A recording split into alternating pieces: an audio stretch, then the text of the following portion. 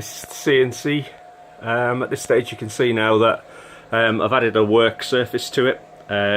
This work surface maybe I've compromised a little bit, but I want to experiment because a lot of people use extruded aluminium as a foundation, and then they put a like an MDF or other material type spoil board, I think they call it, because you've got to take the risk that, or accept the risk that you will actually score the surface of the table.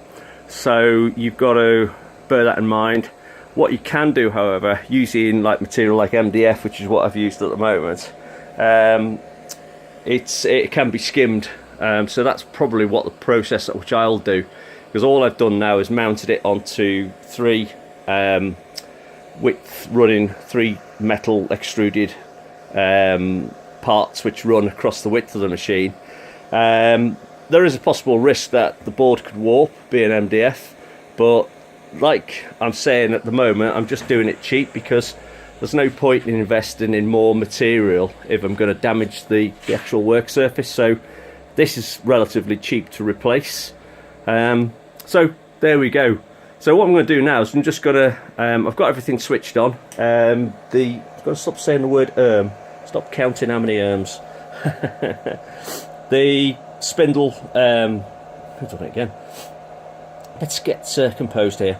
The spindle driver is ready to go. I've extended the Z-axis till its lower limit. The one job, I'm very self-conscious now of it. The lower limit on the Z-axis has not been physically set up yet. I've got to put an end stop in. The X-axis has got the X stop now for the limit, but at the far end, but I've not fitted a limit to the near end. Also, I need to put a tab or a small tab to activate the homing switch, which is the one with the lower arm at the front. That needs to be adjusted as well because that will catch. So there we have it. So I'm just going to do a quick demonstration now using the software. I'm going to first of all fire up the spindle, which I've got wired in. The next modification is I've got to fit an A to D converter to the control unit to allow me to control the speed. At the moment it's either on or it's off. So by clicking the spindle start, you can just hear the PWM being applied to the spindle motor, and that now is going to run up to full speed. So I want the facility to allow me to run to any particular speed that I want, and the great thing with Mach 4 is that it allows me to use an analog output from the control module to control the proportional speed of the motor. So at this stage nothing is zeroed, the whole machine is not homed, but I'm not worried about that at the moment. When it goes to the home position, then all these will all become zero. Now what it's trying to do there, it's trying to zero everything. Probably shouldn't have actually done that, because that would imply, I think I might have to break out the program or force it to do a stop. And there we go. So at this stage, that's something I don't want to do. So let's just reset everything. Let's set the whole, disable everything and re-enable. There we go. Right, so I'm just going to restart the spindle again, just so we've got everything running, because I want to run everything. Start the spindle. And what I'm going to do now is I'm going to do a demonstration of the, where are we? We got jogging selected, and I'm going to select the Z-axis first of all. So what I want to do is I want to retract the axis, so I'm just going to, whoops, gone the wrong way, and that's why you need a limit switch, folks. Don't know if you heard that, but it was actually, and this is going to hit it on the upper limit. And okay, that doesn't sound too good either.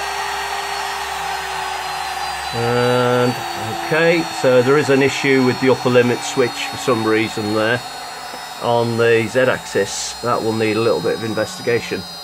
Anyway, let's bring it down, reset everything, and we shall just hopefully, there we go.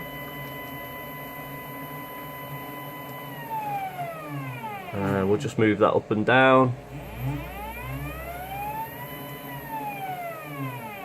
Okay, now just going to operate the y-axis. What we'll do is we'll take it towards the far end.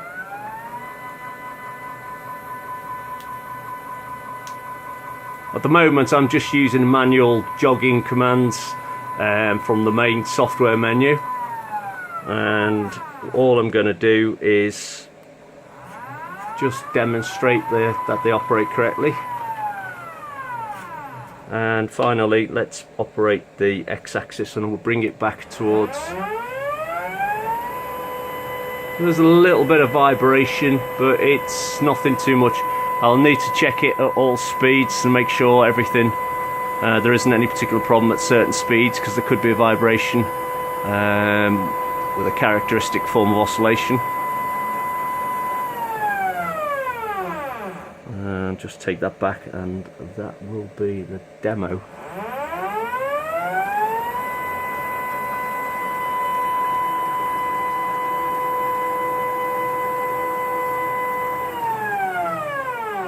And there we have it. So that's all axes working, spindle is working, the bed's in now, and it's just really adjustments of the limits. A couple of little parts that need to be fitted to ensure that the end stops are functional and that the motors don't drive against the mechanical issue. So there we have it.